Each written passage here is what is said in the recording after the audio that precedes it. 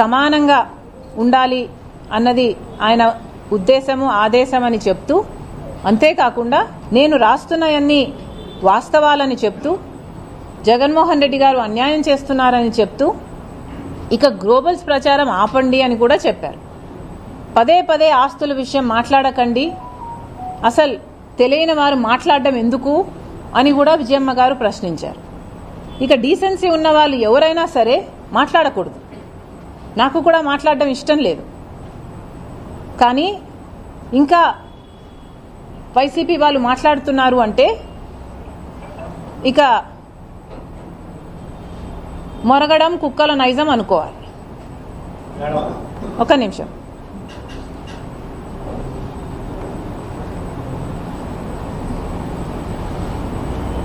అసలు ఇంకొక విషయం కూడా అన్నారు ఇందాక. ఇప్పుడు ఆ లెటరు నిజం కాదని, విజయమ్మ గారు అసలు సంతకం పెట్టలేదని, లేక ఒత్తిడి మీద నేను పెట్టించానని మళ్ళీ వైసీపీ సైతాన్ సైన్యం ప్రచారం చేస్తుందని విన్నాం.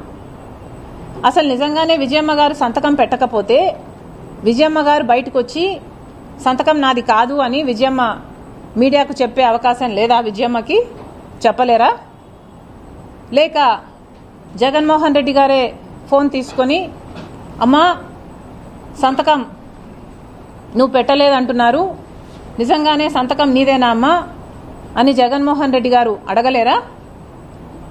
పోనీ అమ్మా సంతకం నీది కాకపోతే చెప్పు, నేను సాక్షి రిపోర్టర్ను పంపిస్తాను, మీడియాతో నువ్వు మాట్లాడు అని జగన్మోహన్ రెడ్డి గారు అమ్మని అడగలేరా? మరి ఎందుకు అడగలేదు? మరి విజయమ్మ గారైనా మీడియాకు వచ్చి ఎందుకు చెప్పలేదు నా సంతకం కాదు అని? ఎందుకంటే అది వాస్తవం కాబట్టి, జగన్మోహన్ రెడ్డి గారికి కూడా ఇది వాస్తవం అని తెలుసు కాబట్టి. కానీ నిజం వాళ్ళ పక్షాన లేదు. వాళ్ళందరూ అబద్ధాలు ప్రచారం చేస్తున్నారు కాబట్టే వాళ్లకు దమ్ము లేదు.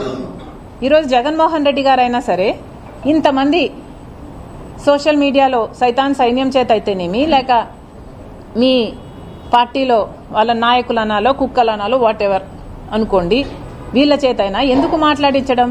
ఇది జగన్మోహన్ రెడ్డి గారి రాజకీయాలకు సంబంధించిన విషయం కాదు కదా. ఈ జగన్మోహన్ రెడ్డి గారు వ్యక్తిగతంగా ఆయన ఆస్తులకు సంబంధించిన విషయం అయినప్పుడు, రాజశేఖర రెడ్డి గారి ఆదేశం జగన్మోహన్ రెడ్డి గారికి 4 బిడ్డలకు సమానంగా ఇవ్వాలి అని జగన్మోహన్ రెడ్డి గారికి తెలిసినప్పుడు, ఎంఓయూలో జగన్మోహన్ రెడ్డి గారు నేను సంతకం పెట్టినప్పుడు మాట్లాడితే గిట్లాడితే జగన్మోహన్ రెడ్డి గారు మాట్లాడాలి కదా.